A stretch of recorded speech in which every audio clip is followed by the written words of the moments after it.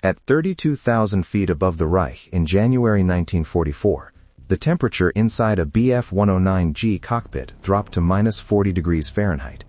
The metal frame conducted cold directly into the fuselage. The canopy, a single sheet of plexiglass, provided almost no insulation. The heating system, designed for short intercept missions at lower altitudes, struggled to produce enough warmth to prevent frost from forming on the inside of the glass. Your breath froze instantly. The moisture crystallized on your oxygen mask, building up in layers that restricted airflow. Your gloves, lined with wool and leather, stiffened in the cold until your fingers could barely articulate around the control stick. The metal buckles of your harness became cold enough to burn exposed skin through your flight suit. And this was the baseline. This was the environment before you encountered the enemy, before the combat, before the damage. This was simply what it meant to exist at altitude in a Bf-109 during the final 2 years of the war. The aircraft was not designed for this.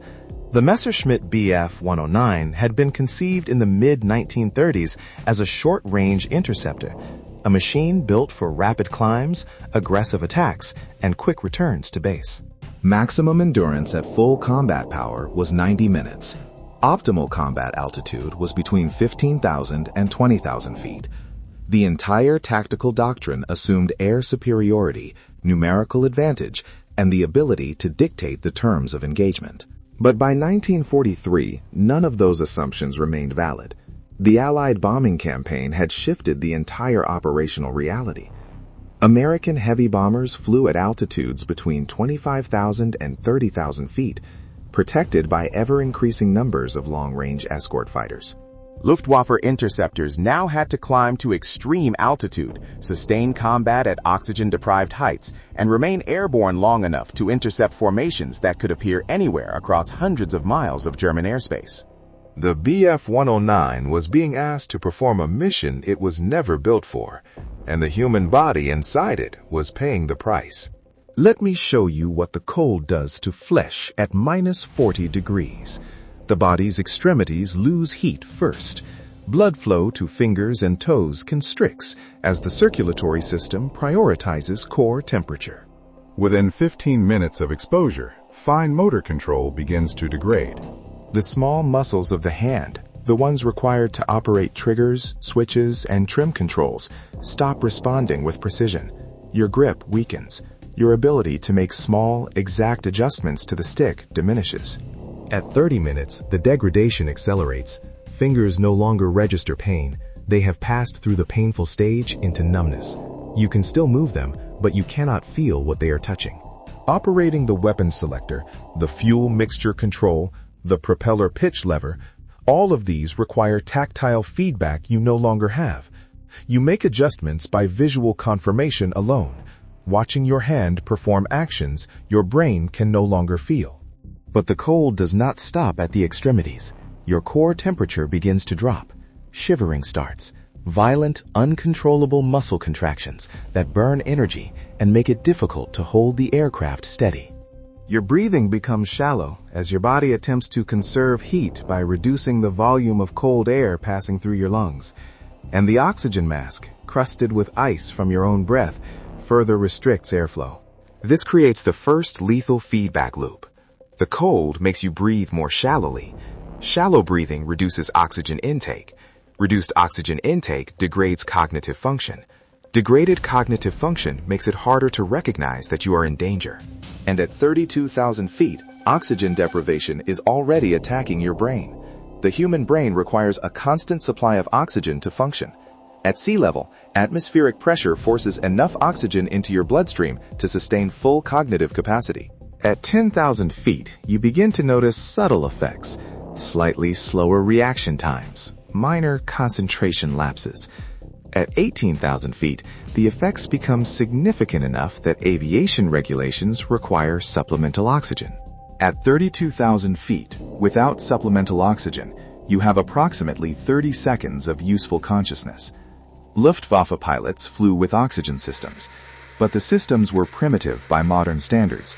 Simple masks connected to pressurized bottles through rubber hoses that stiffened and cracked in the cold. Flow rates were manually adjusted. Leaks were common. The supply was limited. A BF-109G carried enough oxygen for approximately 90 minutes at maximum altitude. If the mission lasted longer, if you were vectored to multiple intercept attempts, if you had to orbit while waiting for the bomber stream, if combat damage affected your supply, the mathematics became lethal. Running out of oxygen at 30,000 feet is not dramatic. You do not gasp. You do not panic. Your brain simply stops processing information correctly. The first symptom is euphoria. A false sense of well-being washes over you. Problems seem less urgent. The cold does not feel as threatening. The enemy formation in the distance looks less dangerous. Your judgment degrades so smoothly that you do not notice it is happening. Then comes tunnel vision. Your peripheral vision darkens. The world narrows to whatever is directly in front of you. Situational awareness, the ability to track multiple threats, monitor your instruments, maintain formation position, collapses. Finally, unconsciousness. Quiet. Immediate. Your hands go slack on the controls. The aircraft, no longer under active guidance, enters whatever flight attitude physics dictates. At 32,000 feet, an unconscious pilot in an unpowered descent has approximately 4 minutes before impact. Some regained consciousness during the fall. The lower altitude forced more oxygen into their bloodstream. They woke at 15,000 feet, sometimes 10,000, and discovered they were in a 400-mile-per-hour dive with seconds to recover. Some did not wake up at all. But hypoxia and cold were not the only environmental antagonists. There was also the fuel. The BF-109G carried 400 liters of fuel in its internal tanks, approximately 106 gallons. At maximum continuous power, this provided roughly 90 minutes of flight time. At combat power, full throttle, emergency boost, the endurance dropped to 60 minutes or less. Every mission began with a mathematical problem that had no good solution.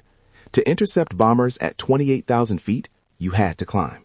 The climb consumed fuel at maximum rate. Full power, steep angle, no time to conserve. Depending on your starting altitude and the distance to the intercept point, the climb could consume 30 to 40 minutes of your total endurance. Once at altitude, you had to locate the enemy formation. This required cruising at high power settings to cover the search area quickly. Another 10 to 15 minutes of fuel burned while you scanned the sky for contrails, radio vectors, visual confirmation. Then came the attack. Combat lasted anywhere from 2 minutes to 20, depending on how quickly you could close, fire, and disengage. Full throttle throughout. Emergency power if you needed to evade escort fighters. Fuel consumption at maximum rate. And then you had to get home.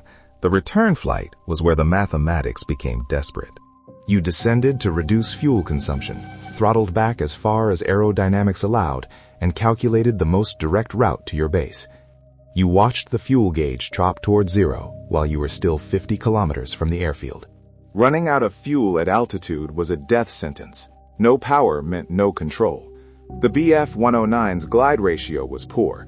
The aircraft was optimized for speed and climb, not for unpowered flight.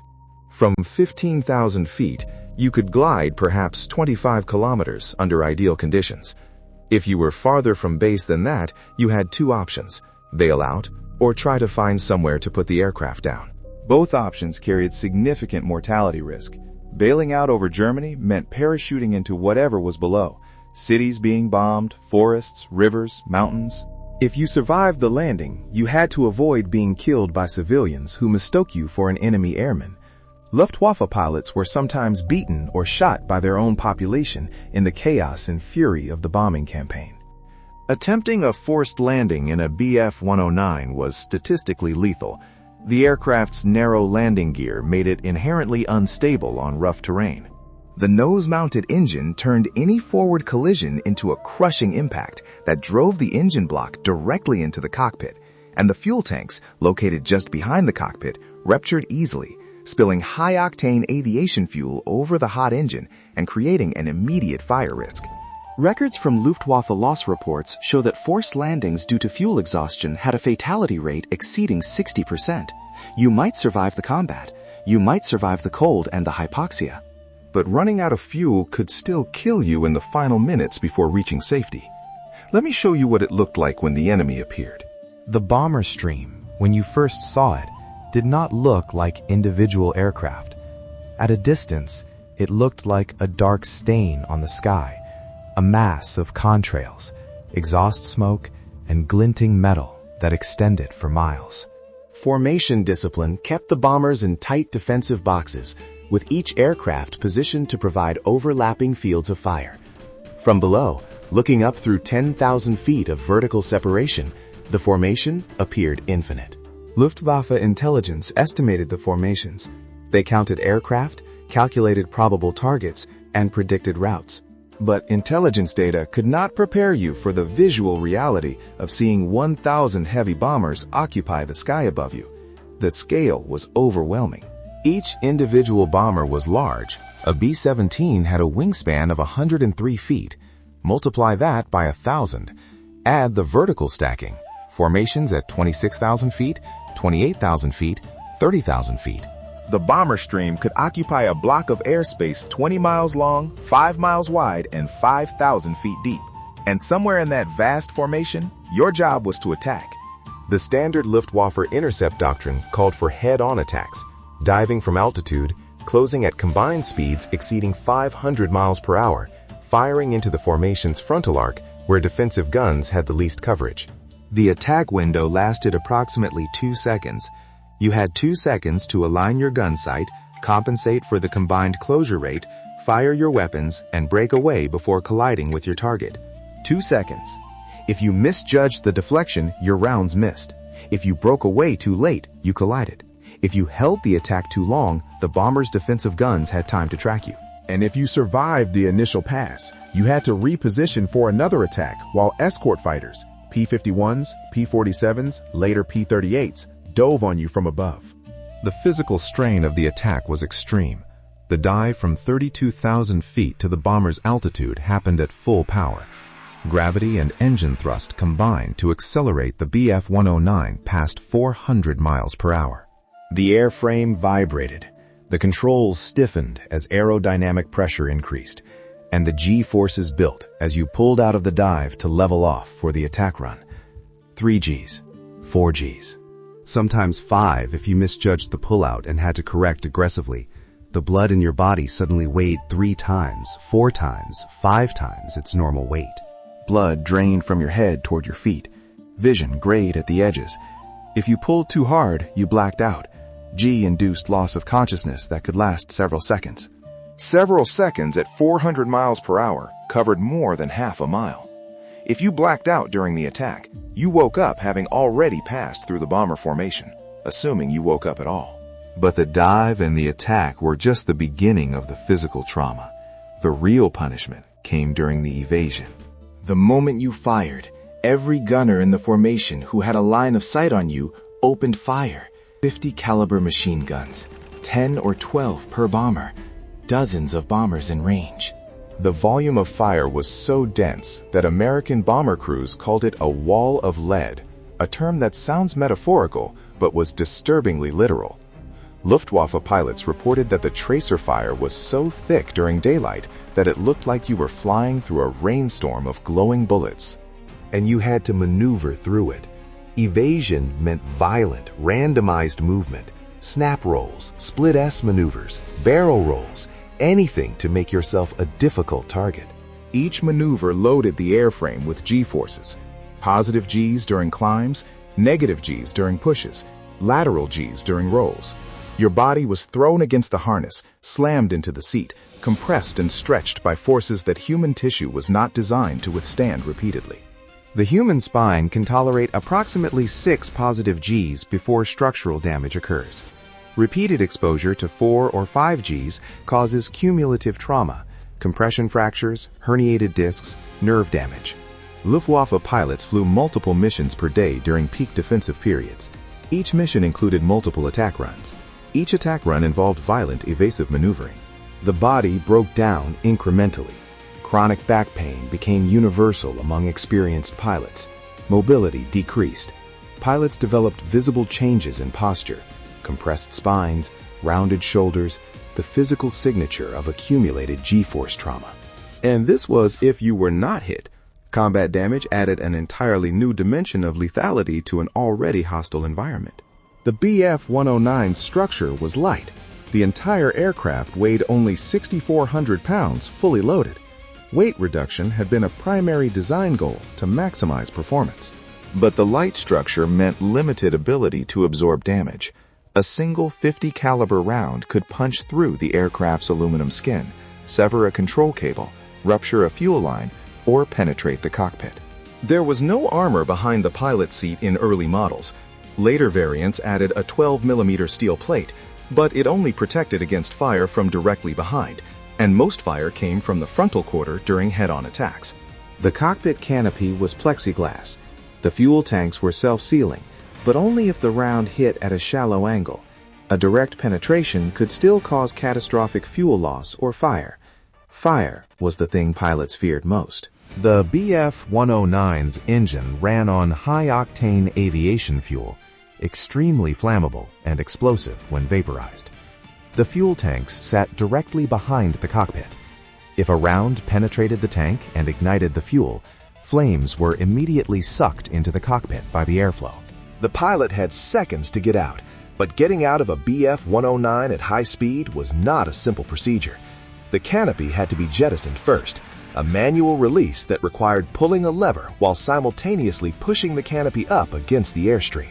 At 400 miles per hour, the aerodynamic pressure made this nearly impossible. Pilots who successfully jettisoned the canopy then had to unbuckle their harness, disconnect their oxygen line and radio cable, and somehow extract themselves from the cockpit against 400 miles per hour wind.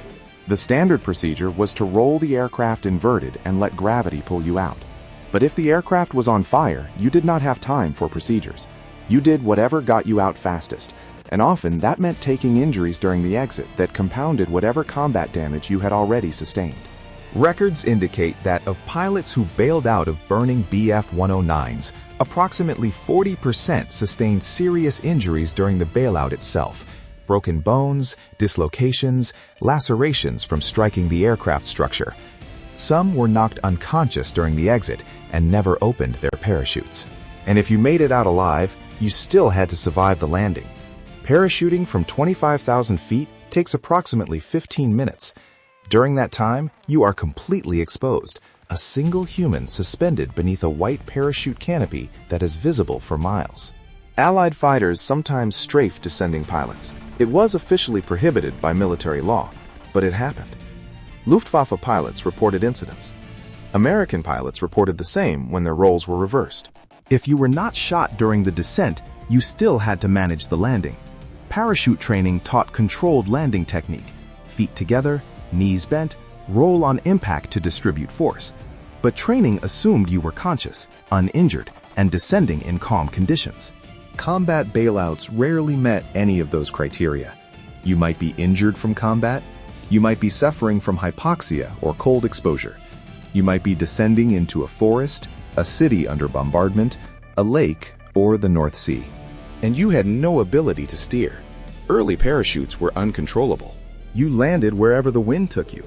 German records from 1944 show that of Luftwaffe pilots who successfully bailed out over Reich territory, approximately 15% died from landing injuries or post-landing circumstances. The statistical accumulation is what made the Bf-109 pilot's existence unsustainable.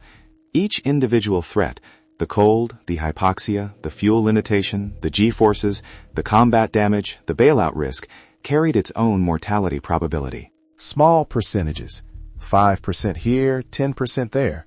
Individually, each risk seemed manageable, but combat operations required exposure to all of them simultaneously, repeatedly, day after day. Let me show you the mathematics.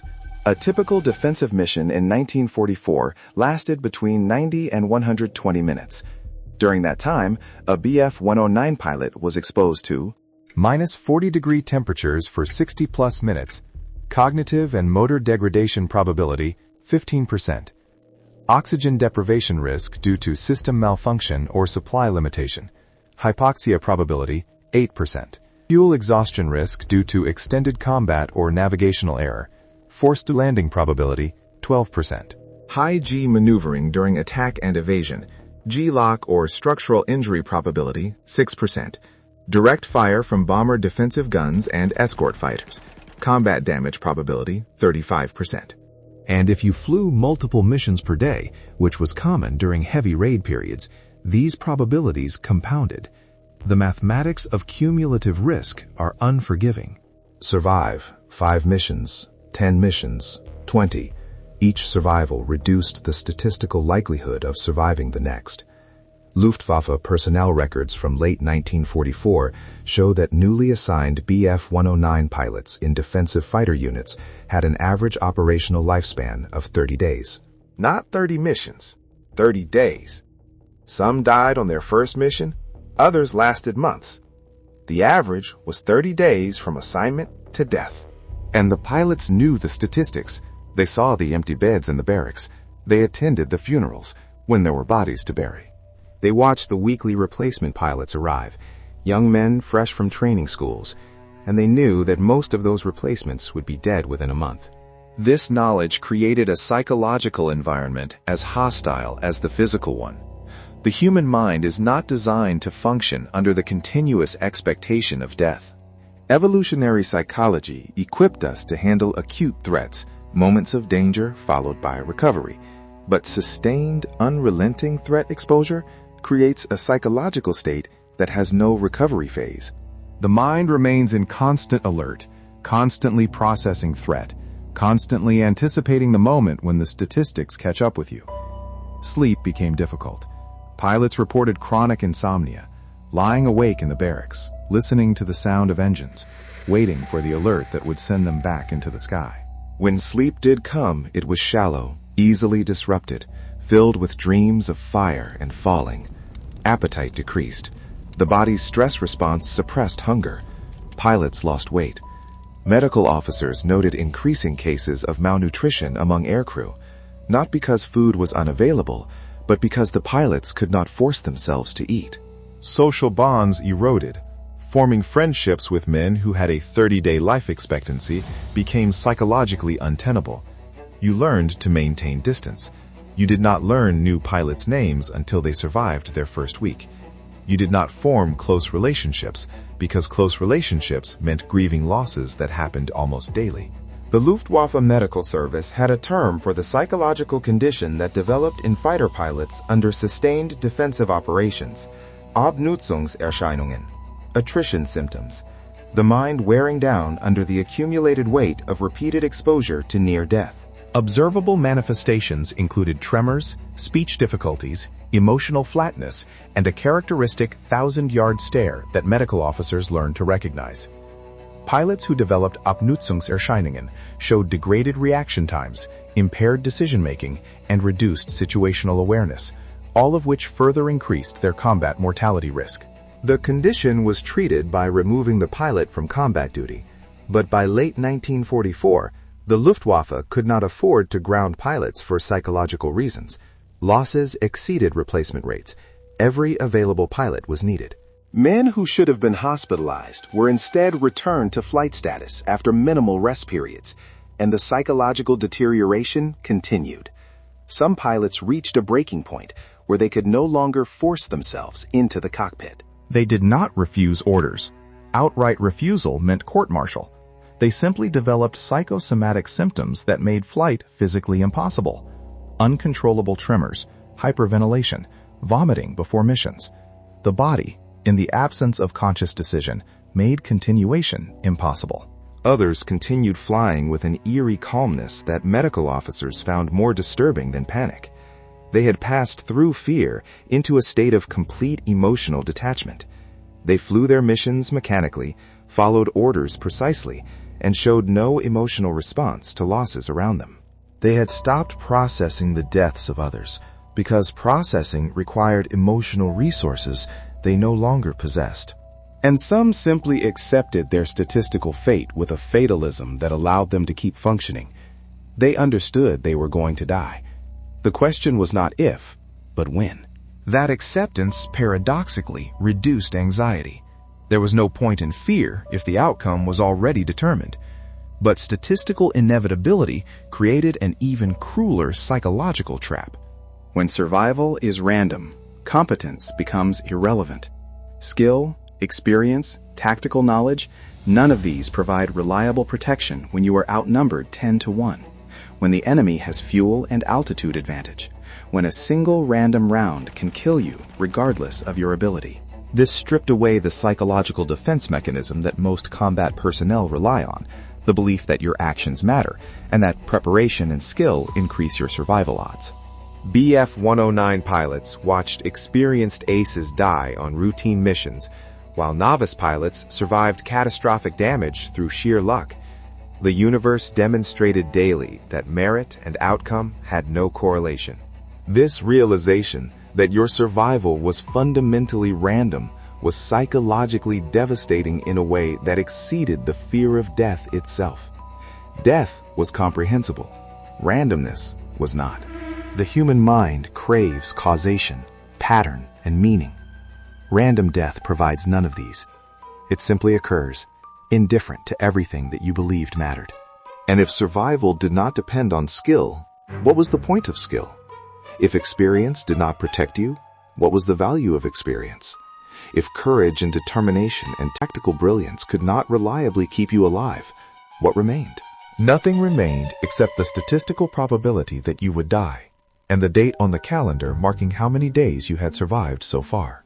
Some pilots kept tallies, not of victories. Those became meaningless when the strategic situation was clearly lost. Tallies of days. How many days since assignment? How many days past the 30-day average? Every additional day was a statistical anomaly, a borrowed extension that the mathematics would eventually reclaim. The psychological cost of this existence was permanent. The small percentage who survived, who flew through the final year of the war and lived to see May 1945, did not emerge psychologically intact. They had adapted to function in an environment of continuous mortal threat, and that adaptation could not be reversed simply because the threat ended. Post-war medical studies of Luftwaffe fighter pilots who survived defensive operations documented specific, lasting psychological damage. Hypervigilance that never fully subsided, exaggerated startle responses to sudden sounds, persistent sleep disturbance, emotional numbness that made normal relationships difficult, and auditory triggers. The sound of aircraft engines, any aircraft engines, continued to generate acute stress responses decades after the war ended. Former BF-109 pilots reported involuntary physical reactions to the sound of planes overhead, elevated heart rate, rapid breathing, muscle tension, and the immediate physiological preparation for combat that had been conditioned into them through hundreds of repetitions. One documented case from the 1970s described a former Luftwaffe pilot who could not attend air shows because the sound of propeller engines caused panic attacks. 30 years had passed. The war had been over for 3 decades.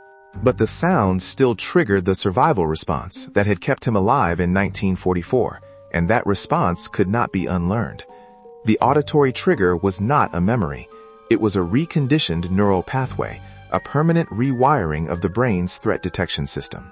The sound that once predicted imminent death still predicted imminent death, regardless of context, regardless of conscious knowledge that the threat no longer existed. This is what the hellscape environment left behind. Not just memories, not just psychological scars that could be processed and integrated. Permanent neurological changes altered the survivor's relationship with reality itself. And the survivors carried something else, something that might be the cruelest legacy of all. Guilt. Survivor's guilt is well documented in combat veterans. But for BF-109 pilots who lived through 1944 and 1945, the guilt had a specific quality that transcended normal survivor's guilt. They knew that their survival was random. They knew that pilots with more skill, more experience, more courage had died, while they lived. And they could not construct any narrative that explained why they survived when others did not. There was no comforting story about being better, smarter, or more prepared. There was just the statistical fact that randomness had, for reasons that would never be knowable, spared them. Some survivors spent the rest of their lives trying to find meaning in their survival, trying to justify their continued existence when so many others had died. They searched for patterns, for reasons, for some indication that their survival had purpose. They never found it, because there was no pattern, no reason, no purpose. Just probability distributions and the arbitrary nature of which specific individuals fall on which side of a statistical line. And that knowledge, that their life was a random outcome in a system that killed most of its participants, was something they carried every day for the rest of their lives. The BF-109 pilot's 80% death rate was not the result of inadequate training, poor tactics, or inferior equipment. It was the mathematical outcome of asking human beings in a machine designed for one type of warfare to conduct a completely different type of warfare against an enemy with overwhelming numerical and material superiority. The environment was the primary killer. The cold, the altitude, the fuel limitations, the G-forces, the structural fragility. These were the conditions that made the cockpit lethal before the enemy ever appeared. But what made those conditions unbearable was their duration and their randomness. If the defensive campaign had lasted months, perhaps the human mind could have sustained the strain. But it lasted years, from 1943 to 1945. 24 months of continuous operations, where every day brought new losses, new replacements, and new faces in the barracks who would be dead within weeks. And randomness meant there was no pathway to safety. No amount of skill or preparation could reliably protect you. You could do everything correctly and still die. You could make mistakes and still survive. The correlation between action and outcome had been severed by the overwhelming force of statistical probability. This is what the 80% death rate meant in human terms. It meant that walking to your aircraft, you understood that you were statistically more likely to die than to survive. It meant that every mission brief was potentially the last one you would ever hear. It meant that the normal human assumption that you will probably survive this day was inverted.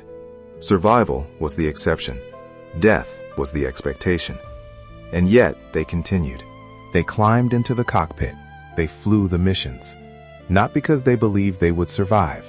The statistics made that belief unsustainable. They flew because the mission required it, because their comrades were flying, because stopping felt like a form of surrender that would make the previous losses meaningless. This is the part that is hardest to convey to anyone who has not lived under those conditions, the continued effort in the face of statistical inevitability. The daily choice to continue participating in a system that was almost certain to kill you. Not through heroism, the narrative of heroism doesn't fit, through something quieter and more complex. A form of endurance that had nothing to do with hope and everything to do with the simple, terrible human capacity to continue functioning when continuation should be impossible. The 20% who survived carried all of this with them. The knowledge of the randomness, the memory of the conditions, the faces of the men who died, The sound of the engines, the cold, the fear that never fully subsided, the guilt that could never be resolved. They carried the hellscape inside them, long after the physical environment ended.